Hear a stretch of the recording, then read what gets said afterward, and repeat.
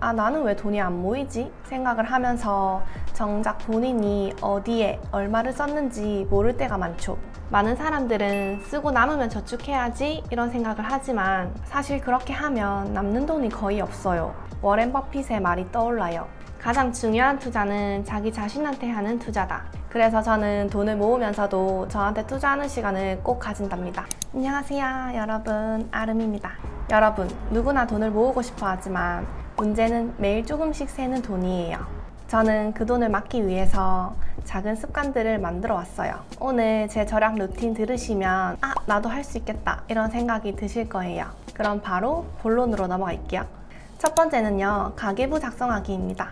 저는 돈을 모을 때 가계부 쓰는 걸 진짜 중요하게 생각해요. 그래서 저는 매일 밤 11시 30분에 알람을 해놓고 가계부 작성하는 시간을 가진답니다. 기록에는 정말 큰 힘이 있어요. 돈의 흐름을 잘 알 수 있다는 게 가장 큰 장점이에요. 많은 사람들이 아, 나는 왜 돈이 안 모이지? 생각을 하면서 정작 본인이 어디에 얼마를 썼는지 모를 때가 많죠.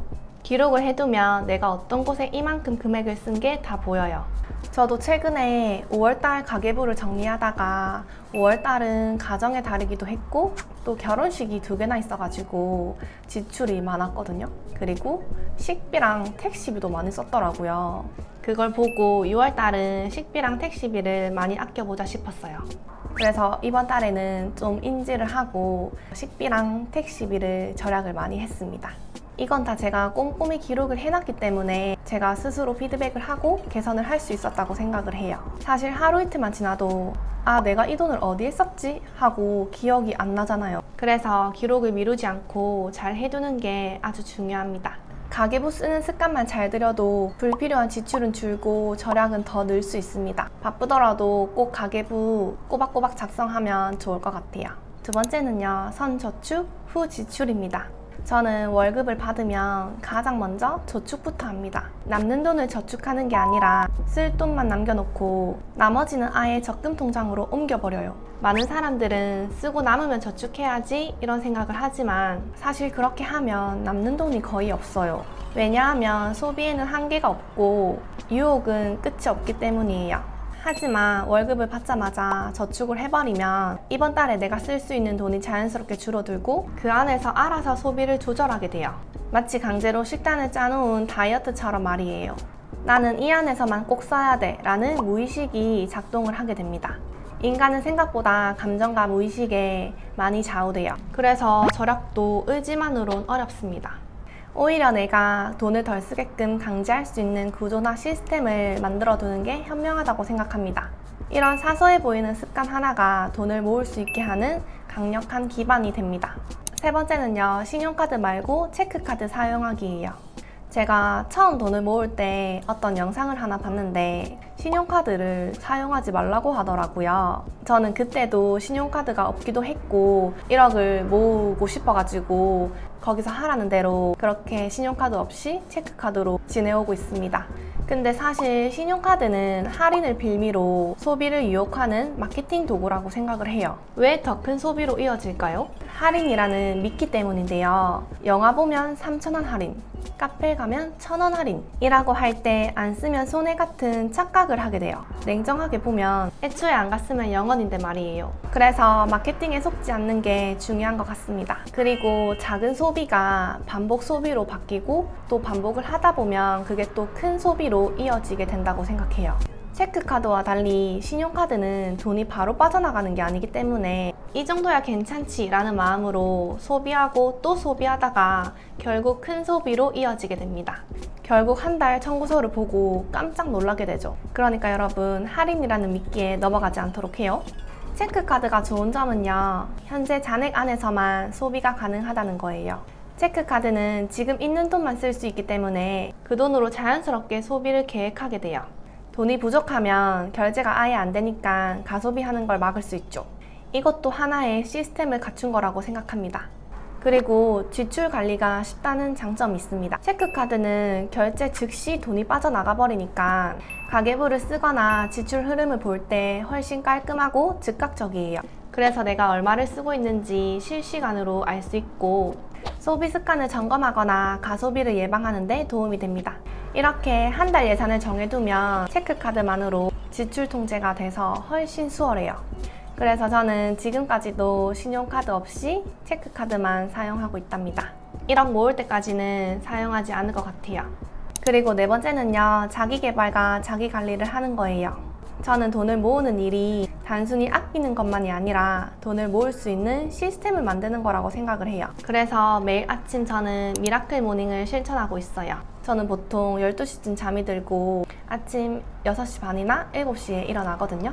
그래서 일어나서 책도 보고 글도 조금씩 쓰고 수업 준비도 하고 운동도 하고 유튜브 기획도 한답니다. 절약을 위해서 도시락도 직접 싸고요. 저는 영어 강사로서 2시에 출근을 하기 때문에 그 전에는 저의 미래를 위해 준비하는 시간을 많이 갖고 있어요. 이렇게 쌓인 꾸준함이 결국 지속적인 수입으로 이어지고 돈을 계속 모을 수 있는 건강한 환경을 만들어줄 수 있다고 믿어요. 워렌 버핏의 말이 떠올라요. 가장 중요한 투자는 자기 자신한테 하는 투자다. 그래서 저는 돈을 모으면서도 저한테 투자하는 시간을 꼭 가진답니다. 제가 실천하고 있는 자기관리로 명상이 있는데요. 사실 돈을 모으는 일이 생각보다 에너지가 많이 드는 일이라서 지치지 않고 꾸준히 하기 위해서는 멘탈 관리와 체력 관리가 중요하다고 생각해요. 또 한 가지는 책 쓰기와 글 쓰기예요. 제가 좋아하는 작가 이하영 님이 말씀하셨는데요. 인생의 기본기는 독서, 운동, 글쓰기다.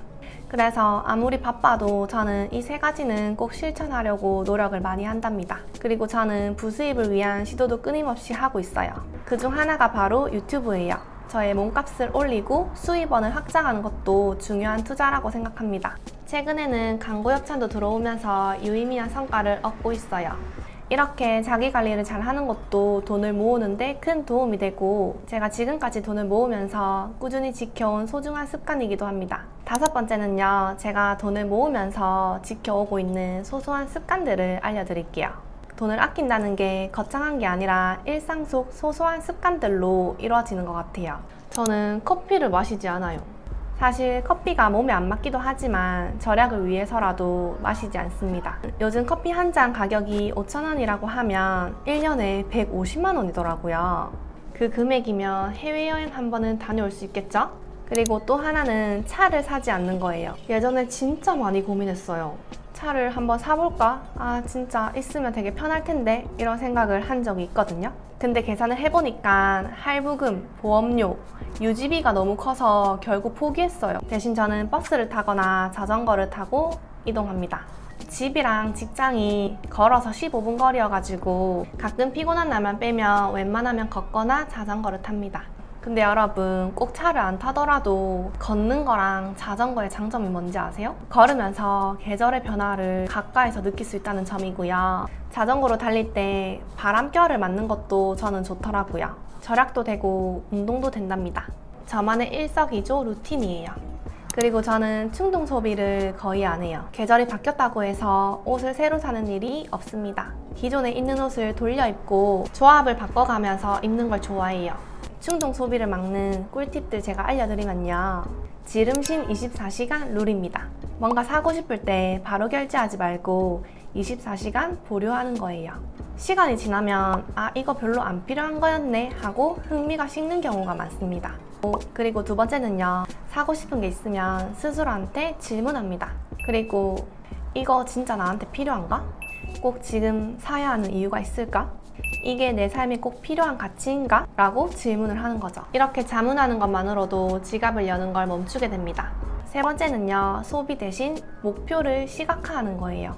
내가 지금 이 돈을 안 쓰면 연말에 여행을 갈 수 있어. 이런 구체적인 목표와 상상을 하면 소비에 훨씬 강하게 브레이크를 걸 수 있어요. 이런 습관들은 하나하나 보면 별거 아닐 수 있지만 시간이 지나면 놀라운 차이를 만들어내요.